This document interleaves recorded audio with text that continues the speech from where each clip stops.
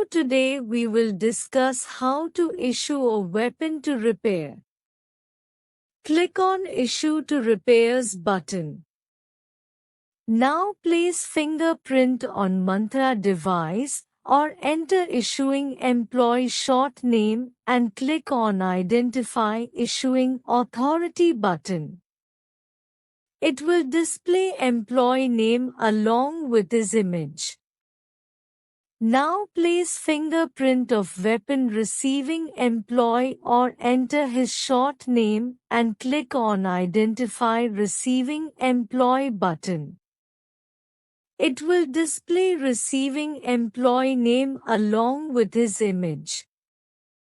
Select the status of weapon from the drop-down.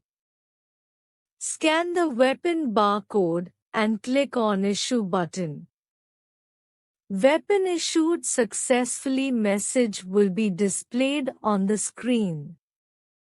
Sign and click on Save Signature button. Signature will be saved successfully and weapon issue to repairs process completed successfully. Thank you for watching the video.